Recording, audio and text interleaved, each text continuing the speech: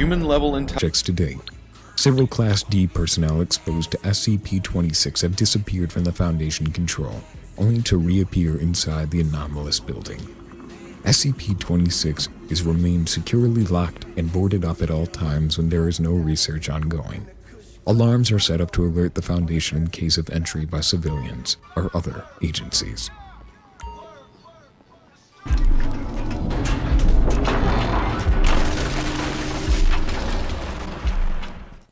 SCP-1355. Object Class: Euclid. SCP-1355 is a one-story building located in the old school district of... Records recovered from the city's archives list the building as an elementary school scheduled for renovation. When initial investigations were carried out by the Foundation, SCP-1355 was currently being used as a temporary book storage site. As such, furnishings within SCP-1355 consist primarily of tables, small chairs, and numerous stacks of boxes containing textbooks. SCP-1355 is believed to be inhabited by a colony of life forms designated as SCP-1355-1. Individuals of SCP-1355-1 are believed to be visually indistinguishable from the textbook containing boxes stored in SCP-1355. Thermal imaging has revealed that individuals of SCP-1355-1 possess a thermal signature similar to that of humans. However, the signature dissipates while SCP-1355-1 is in motion. Attempts to capture a specimen of SCP-1355-1 have failed. Subjects who encounter SCP-1355-1 report hearing multiple voices, often described as beautiful, and singing a song familiar to the subject. The music of SCP-1355-1 is observed to induce a sense of calmness in its subjects. Subjects recovered from SCP-1355 were rendered incapable of phonation or voicing. Resonance imaging has revealed the larynx of each subject to be missing. Notably, none of the subjects appear concerned or even aware of their loss. Subjects are convinced they're able to use and hear their own voice, despite being informed otherwise. The property surrounding SCP-1355 is currently under Foundation management and is to remain fenced off under the guise of an ongoing renovation. A security perimeter patrolled by guards is maintained at all times. Many civilians attempting to approach SCP-1355 are to be turned away under the pretense of keeping the renovation site clear. As SCP-1355 possesses no windows, and equipment installed in SCP-1355 periodically malfunctions, the building is to be remotely monitored using thermal imaging. Due to the results of Incident 1355-123, as part of the safety measure 1355-A23, electricity is to be provided to the building. All lights within SCP-1355 are to remain on for 12 hours each day, operated by a switch box located outside of SCP-1355. A population count of SCP-1355-1 is carried out weekly. I'm a doer and a thinker.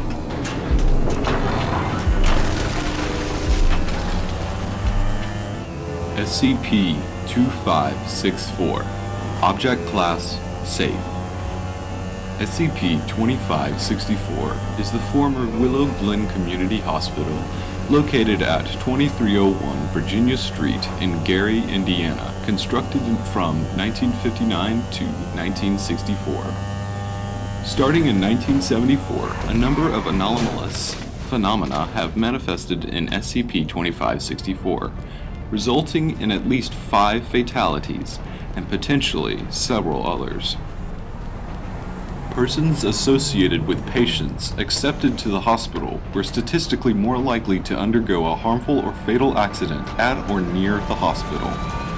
Additionally, psychokinetic potential measurements taken in 2001 near SCP-2564 indicate there may still be continued activity.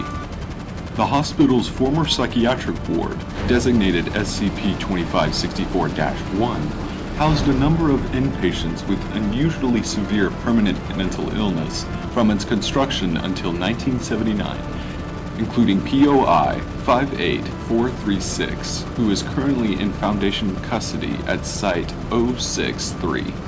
SCP-2564-1 was originally contained as SCP-2564 in August 1979.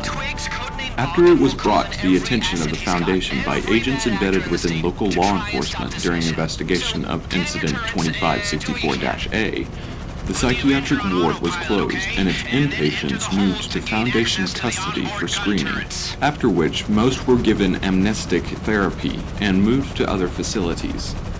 After containment of SCP-2564-1, additional incidents, 2564-B through F, after the hospital led the Foundation to reclassify the entire building as SCP-2564 in December 1989. SCP-2564 was acquired by the Foundation in January 1990. The Foundation then closed the hospital with the last patient gone in March 1990. After which, Provisional Site 467 was established to contain SCP-2564. SCP-2564 is fenced off and contained within Provisional Site 467. Containment is managed from Site 81. The site perimeter and all rooms within SCP-2564 are kept under continuous CCTV surveillance. On-site security personnel are to monitor SCP-2564 and its perimeter to prevent accidental or intentional entry by unauthorized civilians. Any anomalous occurrences are to be reported immediately.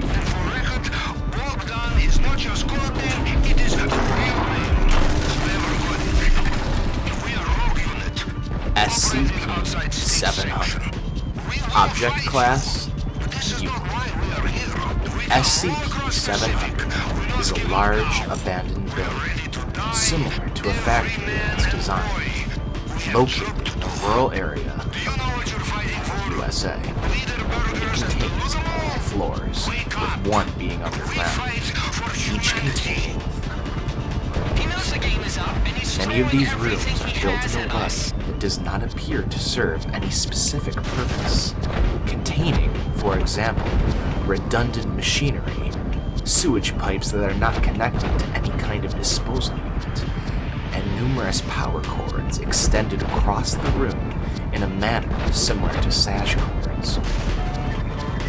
Graffiti pictures, designated as SCP-702, can be observed inside of SCP-700's rooms.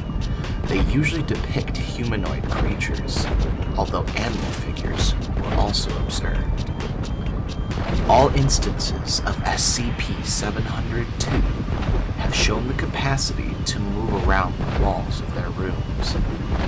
Their frequency of movement varies depending on what room SCP-702 is located. It is currently unknown if the graffiti are sentient, but as their movement patterns are erratic, considering all attempts at communication with them have failed, it is assumed that they are not. Inside the central room of the underground floor is a circular hole designated as SCP-701. It's 10 meters deep with a radius of 1.5 meters. An iron hatch is connected to the hole, and there are 2 plastic syringes attached to the walls, all positioned 1 meter above the bottom of SCP-701. Removing the syringes from the wall is possible. However, new syringes will grow to replace the lost ones a few moments afterwards. The syringes at the bottom of SCP-701 are constantly producing a yellow liquid composed primarily of human lenses. This mixture produces a fragrance that is deemed to be very attractive to all humans that come in contact with it. Upon smelling this fragrance for a small period of time, subjects will begin to unconsciously move towards SCP-701. If not stopped, they will throw themselves down SCP-701. The fall will usually result in fractured bones, but all observed subjects seem to be unaware of this. After a human falls inside of SCP-701, the hatch will automatically close, and loud mechanical sounds will be heard coming from an undetermined place within SCP-700 itself. At this point, opening SCP-701's hatch will reveal a solid concrete floor instead of the hole. Will also bring sounds to a halt. Approximately 10 minutes after closing, SCP-701 will reopen by itself, revealing the hole once more. The human inside will have disappeared. During the tests, all recording devices, such as cameras placed inside of SCP-701, were destroyed by unknown means as soon as the hatch closed. Hours after the disappearance of the subject, a new instance of SCP-702 will be found in one of SCP-700's rooms. As SCP-700 is immobile, one security team is permanently placed at the site to prevent the entrance of civilians and unauthorized personnel. SCP-700 came to the attention of the Foundation after various reports of a man called Mr. selling living art painted on concrete blocks. When confronted by Foundation personnel, Mr. attempted to flee and injured one agent before killing himself. It became clear that he could not escape. The coordinates for the location of the building were found in his house, and the Foundation was able to find and destroy the blocks that Mr. had sold. The owners of the blocks were given Class B amnesiacs.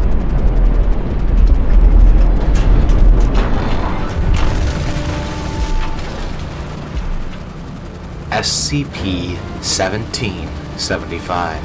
Object Class Euclid. SCP-1775 is an abandoned department store located in Detroit, Michigan. SCP-1775 was closed in 1979 and shows wear and damage typical of Detroit's urban decay, with interior support beams and ceilings in advanced stages of neglect. Although similar in appearance and condition to other abandoned buildings in the Detroit area, SCP-1775 is distinguishable by the lack of any evidence of impromptu human habitation, such as trash or makeshift bedding. SCP-1775's anomalous properties manifest between the hours of 0900 and 2000 every day of the week, excluding Sunday. During this time, damage to its interior will be repaired, restoring it to near perfect condition. Walls will be repainted, crumbling support beams will be restored, etc.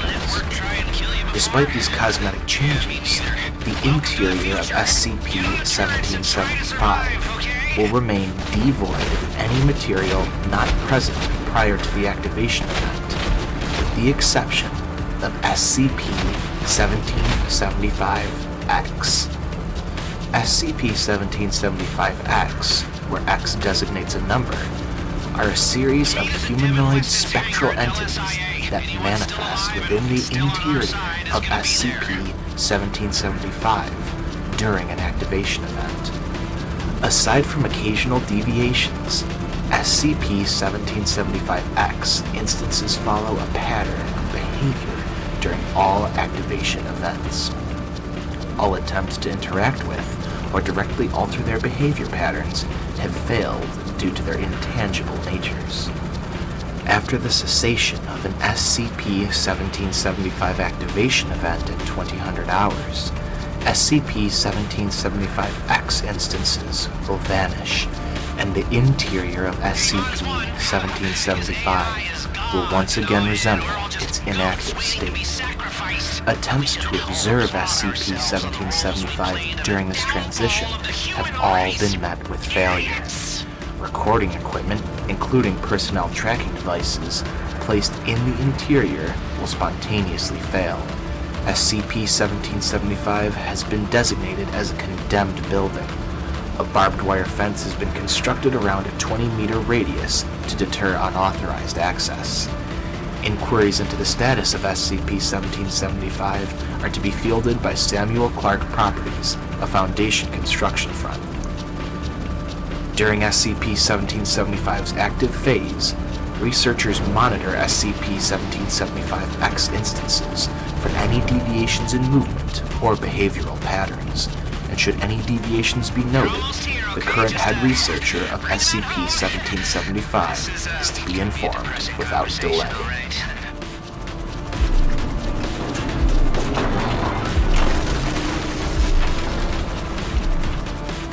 SCP-1611. Object Class Euclid.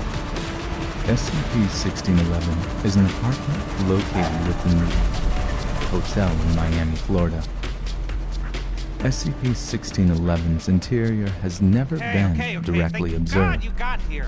However, it's believed to have existed in its current state since 1989. SCP-1611-1 appears to be a young woman with distorted facial features and damaged clothing. SCP-1611-1 resembles the last known resident of SCP-1611. When the subject approaches the stairwell leading to SCP-1611, SCP-1611-1 will crawl out of SCP-1611 and attempt to address them. SCP-1611-1 will claim it has suffered a terrible injury or illness, and that the subject must assist them. As the subject approaches, it will move back into SCP-1611. If the subject enters SCP-1611, the door leading to it will shut for 24 hours. Any visual recording devices brought in by the subject will cease functioning, while audio recordings will be heavily distorted. Audio recorded from within SCP-1611 indicates that the subject is integrated by an entity within SCP-1611, with repeated references to sickness and these sounds cannot be heard from outside SCP-1611. After 24 hours, portions of the subject will be ejected from SCP-1611. They will usually be missing one or more internal organs, in addition to epidermal tissue, skeletal structure, and bodily fluids. Testing to view the interior of SCP-1611 is ongoing. SCP-1611 was discovered on January 23, 1989, when 11 people staying at the Free Hotel went missing over a 1-month period. Agents were dispatched to investigate and were able to discover SCP-1611's anomalous properties. A cover story was released, with the cause of death listed as carbon monoxide poisoning. The hotel was condemned and converted to contain SCP-1611. As of March 14, 1989, SCP-1611 has been classified as Euclid. The area in which SCP-1611 manifests is sealed off and designated as its containment chamber. No personnel are permitted to enter SCP-1611's containment chamber, with D-Class access permitted for test purposes. In the event that SCP-1611 begins speaking, on-site sound dampening speakers are to be activated until it ceases.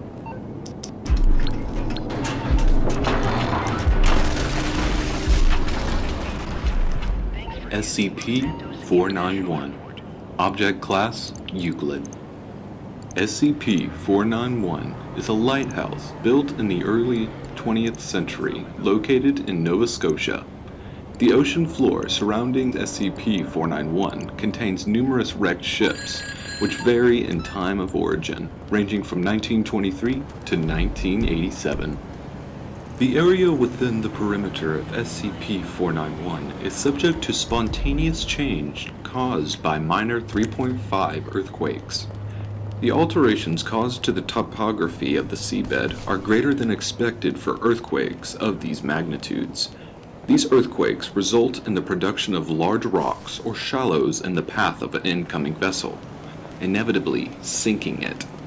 At random intervals, SCP-491's lamp will activate, producing a green light that rotates at 6 revolutions per minute.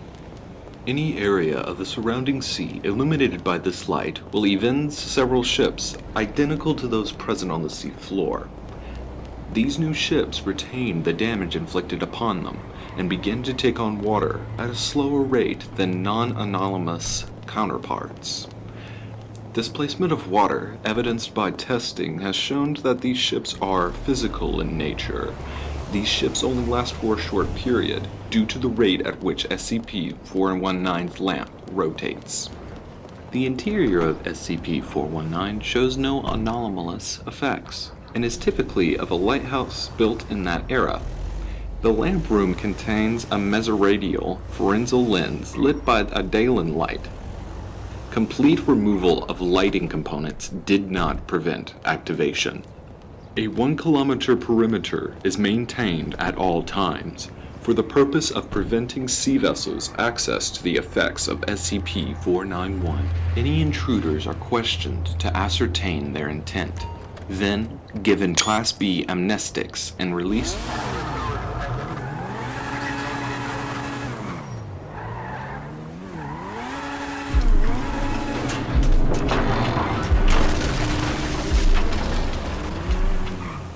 SCP-398. Object Class Euclid. SCP-398 appears to all subjects as a hallway of some description.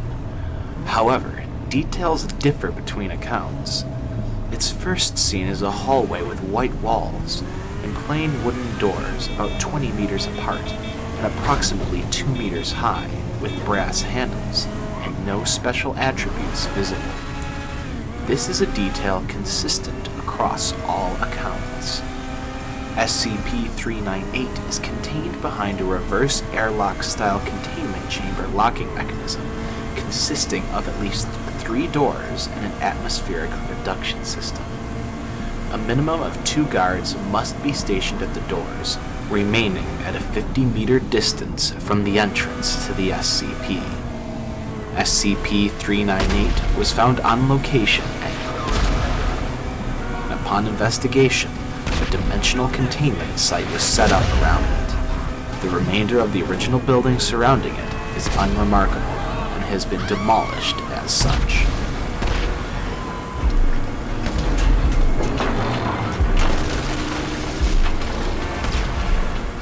SCP-487. Object Class Euclid.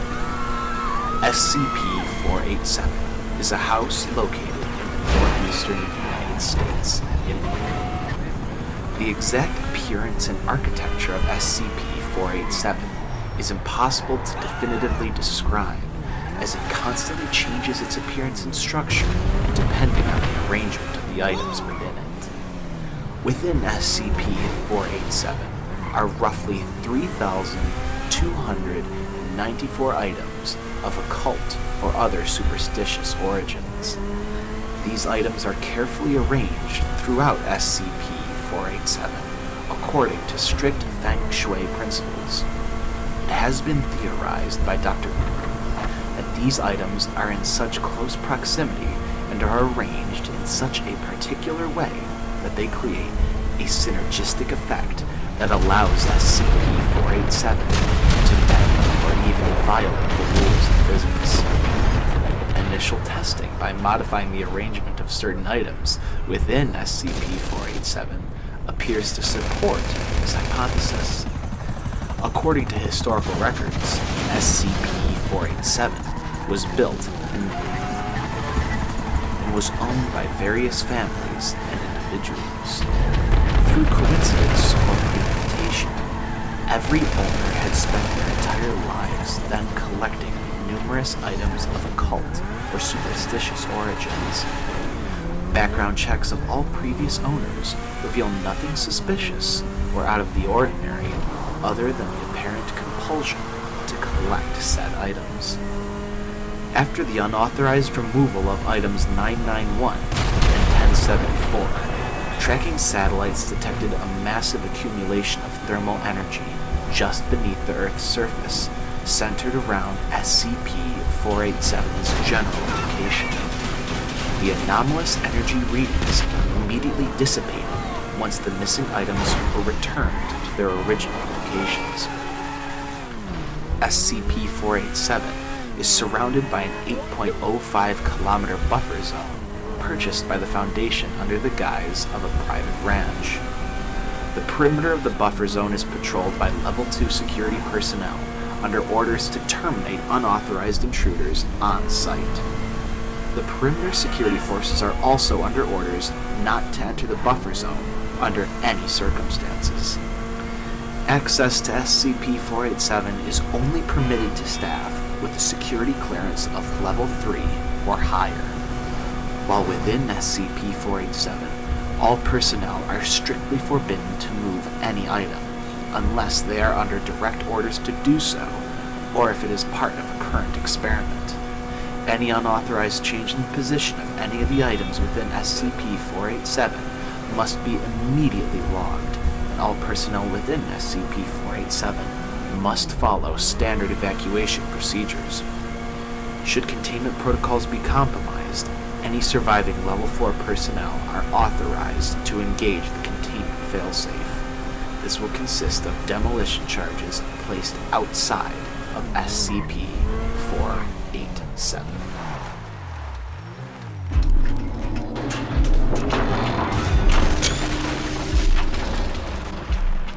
SCP-470. Object Class: Euclid.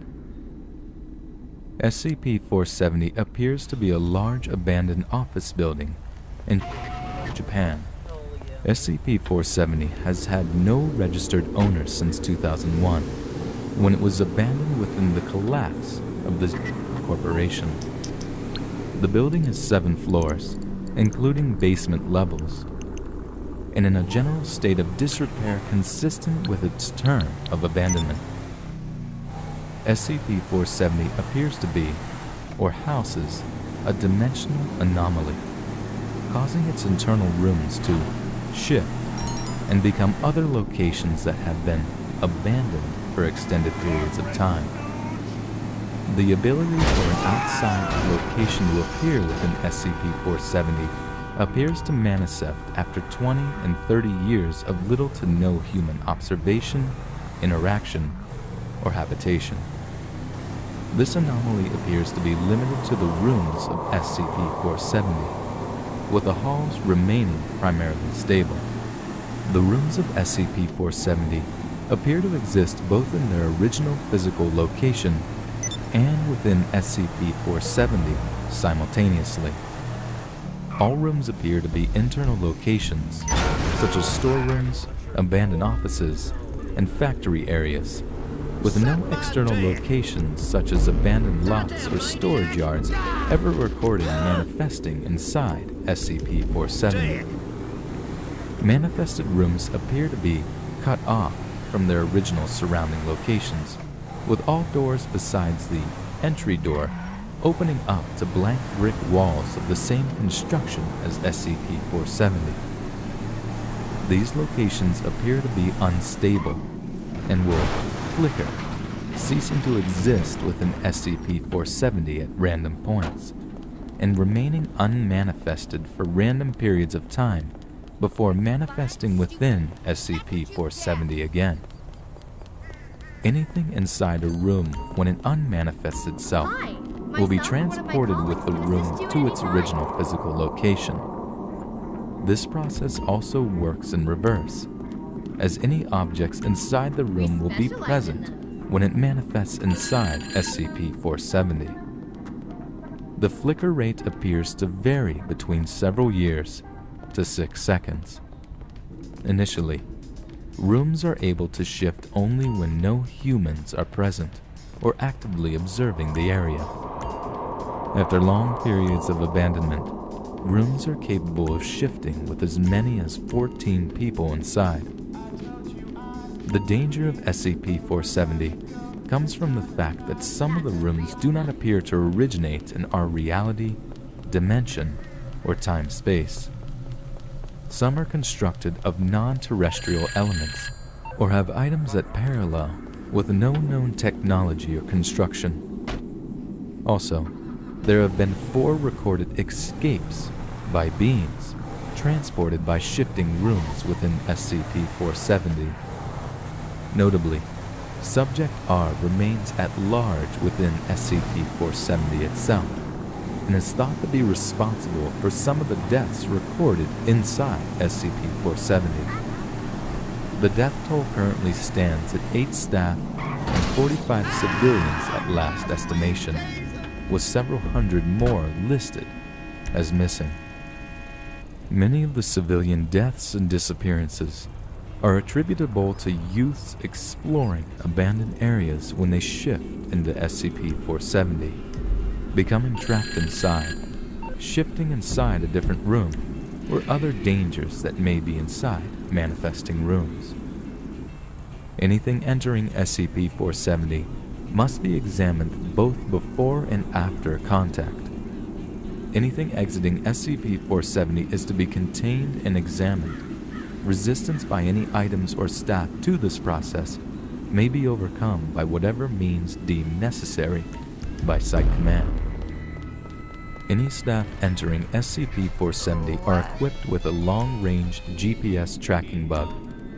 Staff entering SCP-470 remain in groups of no less than 20 at all times.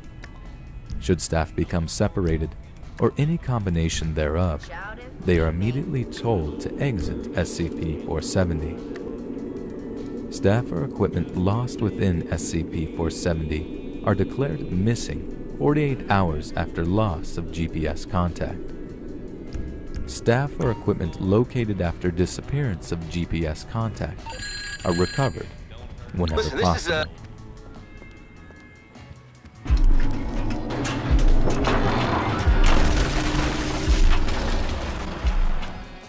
SCP-358. Object Class Euclid. SCP-358 is an abandoned trauma center located on the outskirts of... The grounds surrounding the building are overgrown, with vegetation native to the area and characteristic of extreme neglect. The building's exterior is weathered but otherwise intact, with windows and entrances boarded up to prevent trespassing and vandalism. Air inside is arid, measured on average at 45 degrees Celsius, with hot or dry gusts of air that blow through the hallways from no discernible source. Exploration and monitoring have revealed anomalous activity characteristic of typical Type 3 pseudo-spiritual manifestation, haunting, ranging from glowing spheres to full-body apparitions, all of which appear exhausted and on occasion ask for water. Recognizable apparitions appear to be individuals who have been exposed to SCP-358 beyond the average 47-minute psychological recoverability point in the past. The majority of these subjects reside in the Foundation physiological observational facilities, and security footage shows them present in their respective units during the appearance of their apparitions within SCP-358.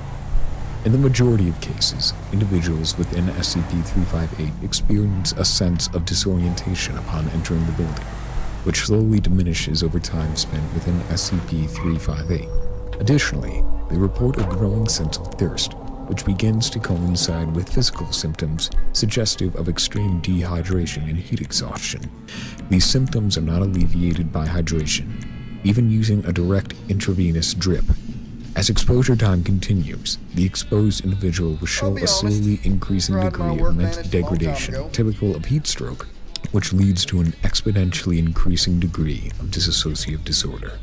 On average, no affected individual remaining within SCP-358 is considered physiologically recoverable beyond 47 minutes of exposure. On rare occasions, affected subjects within SCP-358 expire suddenly of apparent poisoning. Autopsy in these cases always reveals the venom of one or more common North American desert-dwelling predators in the bloodstream, usually that of the western diamondback rattlesnake. Due to the mental side effects of SCP-358, 358 is kept locked at all times except during testing, and all windows are to remain boarded, with regular guard patrols to ensure that no unauthorized entry occurs. The entirety of the building is sealed airtight, and any leaks are reported immediately along with any signs of forced entry. Anyone found inside the building with reasons other than testing are evacuated immediately and held for questioning and observation. SCP-358 was discovered by the SCP Foundation in 1983 when two males, aged 20 and 22, were apprehended for trespassing after being found wandering its premises, unaware of their surroundings by local law enforcement. Medical examination revealed only physical side effects, similar to exposure to a desert setting. The physiological evaluations of each person revealed a loss in mental capacity regarding self-identification and location. A follow-up of a CT scan revealed nothing out of the ordinary. The police and medical reports were collected by SCP Foundation personnel, which led to the current testing of SCP-358.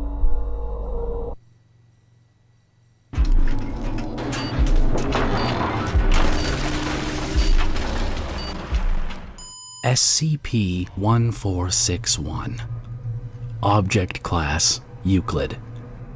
SCP-1461 is an English manor circa 1890 with attached sublevels. It came to the Foundation's attention on November 1941 when the dwelling and its sublevel facilities vanished, then rematerialized after an 11-day period of absence. The surface portion of SCP-1461 is a two-level dwelling with 12 bedrooms, 4 baths, 3 studies, a main foyer/ballroom, a library, a kitchen, and a pantry basement. Most of these rooms were converted into a simple barracks prior to Foundation acquisition and are believed to have been dwellings for the cult. Site 6 staff have reinforced the structure and used the available space to house monitoring rooms and security forces. No anomalous activity has ever originated from the manor itself. The sub-level facilities are accessible through the manor's basement. The layout and size of the sub-level facilities has yet to be accurately measured due to the anomalous qualities of the facility and hostile entities within. The facility is constructed primarily from concrete, iron, and brass, but also a number of exotic and unknown materials. The layout of the facility follows illogical routes and architecture.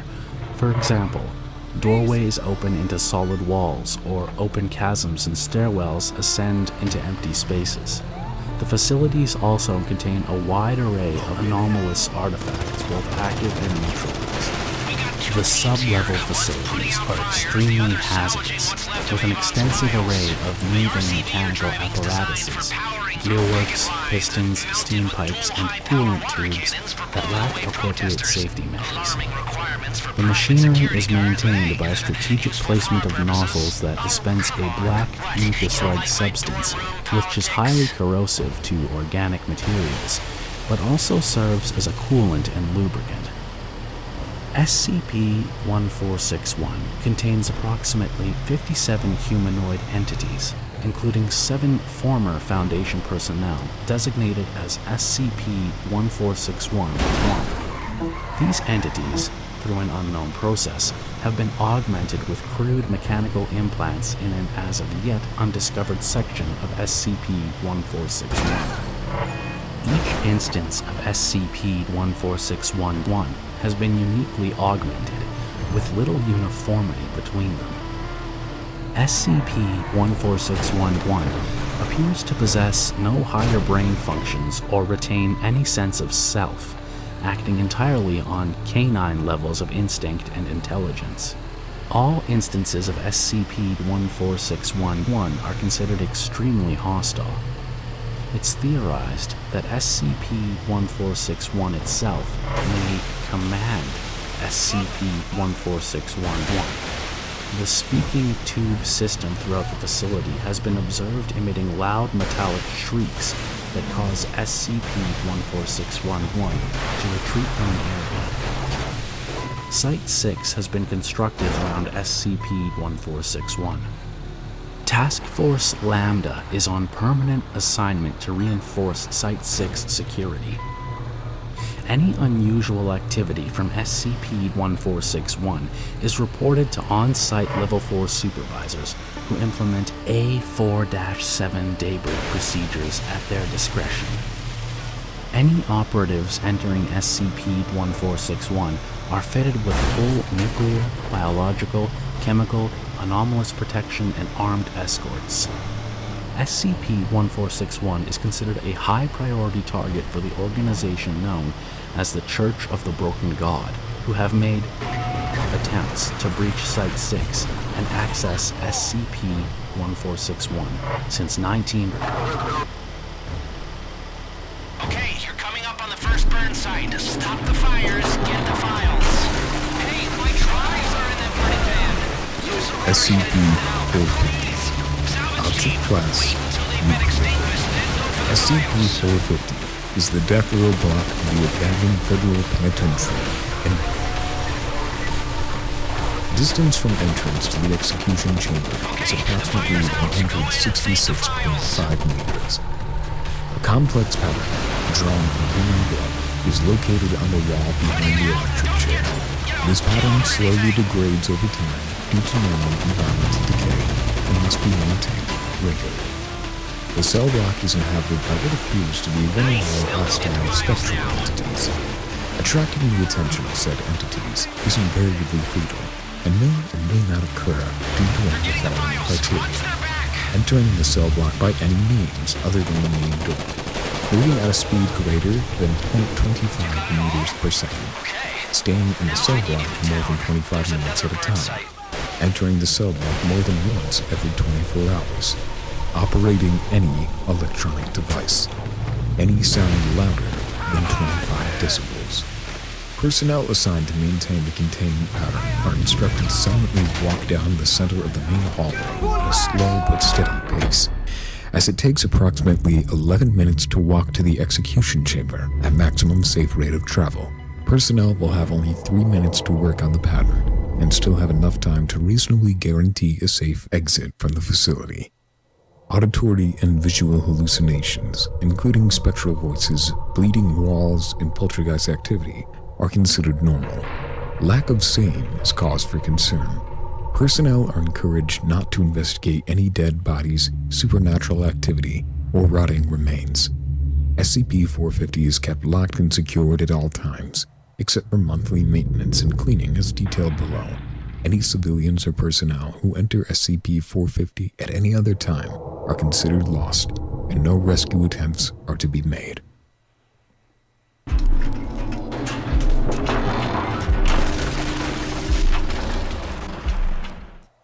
SCP-2244.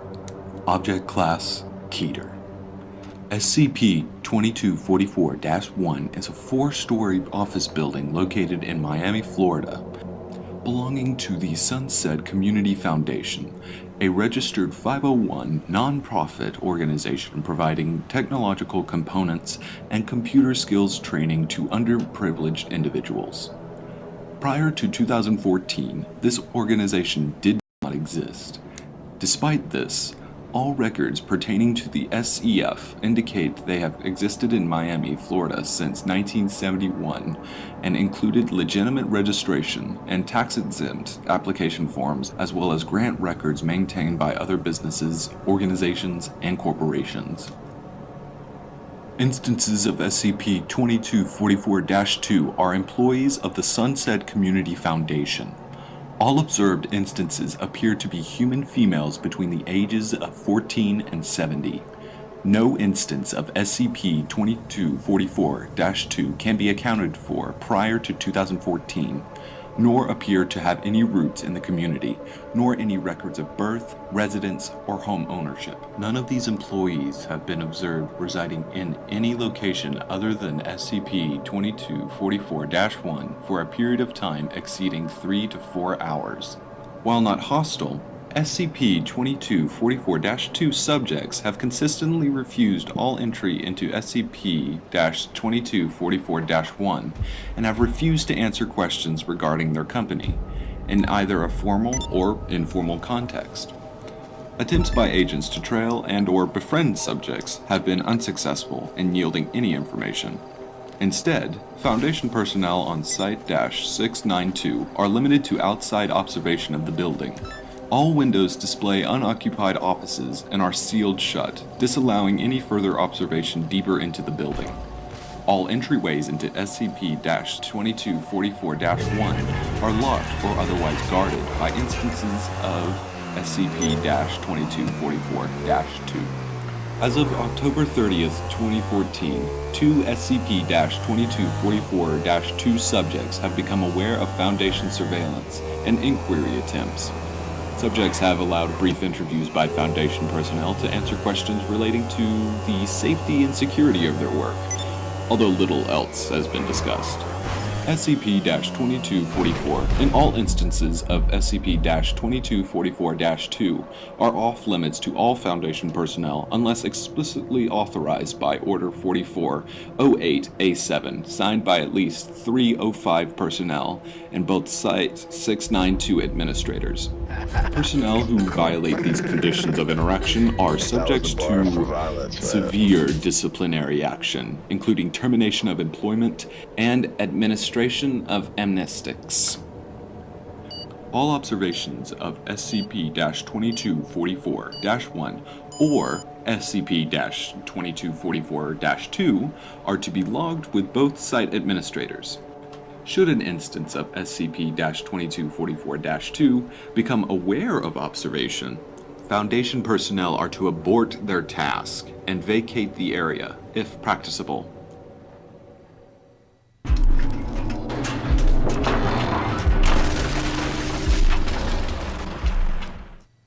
SCP-001 Object Class Keter. SCP-01 is a factory that was created in 1830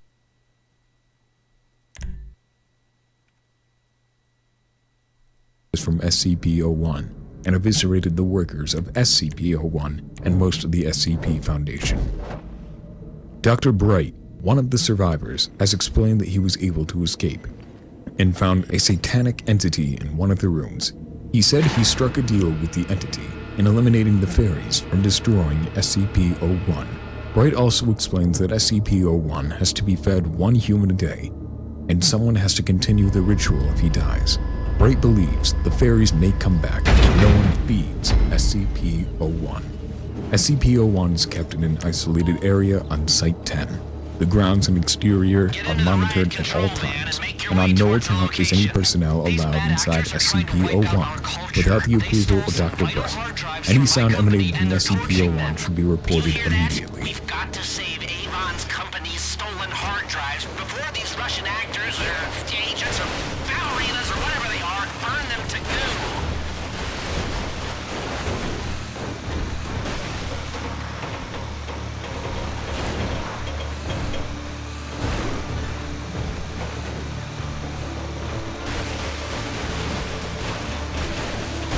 We got two teams here. One's putting out fires, the other's salvaging what's left of Avon's files. The RCV you're driving's designed for powering through picket lines and mounted with dual high-power water cannons for blowing away protesters. Alarming requirements for private security guards, but hey, useful for our purposes. Oh, come on. My name is Dr. Gears, and I will be taking your lecture today. Please sit down and listen. The SCP we're going to be studying today is SCP-87, Object Class Euclid. Special Containment Procedures. SCP-87 is located on the campus of the doorway leading to SCP-87 is constructed of reinforced steel with an electro-release lock mechanism. It has been disguised resemble a janitorial closet consistent with the design of the building. The lock mechanism on the doorknob will not release unless its bolts are applied in conjunction with counterclockwise rotation of the key. Inside the door is lined with 6 centimeters of industrial foam padding. Due to the result of the final exploration, no personnel are permitted access to SCP-87. Description: SCP-87 is an unlit platform staircase. The stairs descend on a 38-degree angle for 13 steps before reaching a semicircular platform of approximately 3 meters in diameter. Ascent direction rotates 180 degrees at each platform. The design of SCP-87 limits subjects' visual range to approximately 1.5 flights. A light source is required for any subjects exploring SCP-87, as there are no lighting fixtures or windows present. Lighting sources brighter than 75 watts have shown to be ineffective, as SCP-87 seems to absorb excess light. Subjects' report and audio recordings confirm the distress vocalization from what is to be a child between the ages of... The source of the distress calls is estimated to be located approximately 200 meters below the initial platform. However, any attempts to descend the staircase have failed to bring subjects closer to the source. The depth of the descent calculated from Exploration 4, the longest exploration, is shown to be 50 meters above the possible structure of both the building and the geological surrounding. At this time, it is unknown if SCP-87 has an ending. SCP-87 has undergone 4 video-recorded explorations by D-Class personnel. Each subject conducting an exploration has encountered SCP-87-1, which appears as a face with no visible pupils, nostrils, or mouth. The nature of SCP-87-1 is entirely unclear, but it has been determined that it is not the source of the bleeding. Subjects exhibit feelings of intense paranoia and fear when faced with SCP-87-1, but it is undetermined whether said feelings are abnormal or simply natural reactions. Addendum. Over a period of 2 weeks following its very My dries are in that burning pan. Use the water cannon to put it out. Salvage team, wait until they've been extinguished, then go for the files. Okay, the fire's out. Go in and save the files. Get out of here! Hey, some help here! You're gonna die! God damn!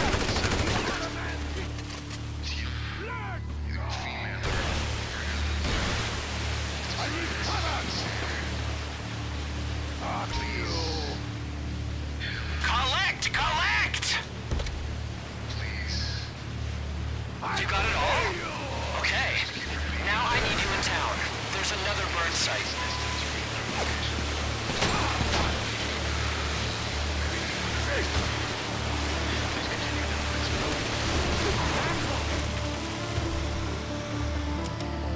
Can you still hear the crying? Okay, that slogan didn't work. I know, I admit it. Move! Continue to the first landing. Can we get there, folks? You are trespassing! Back off!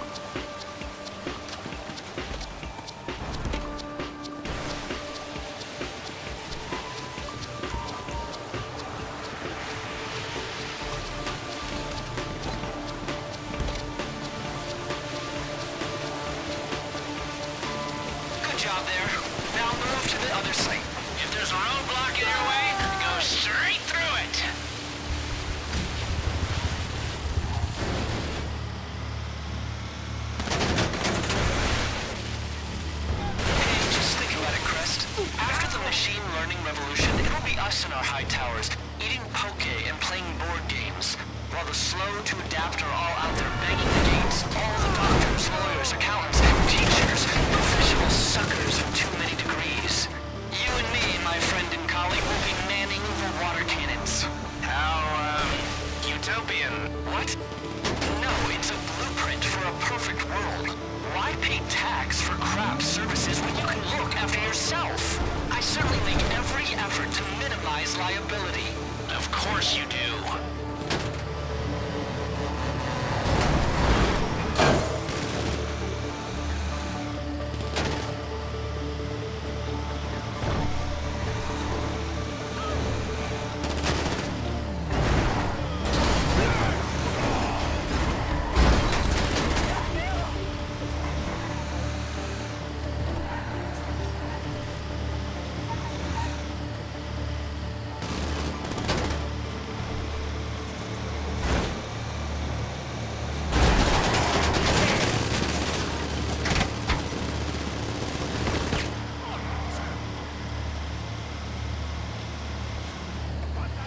They're trying to wipe me out.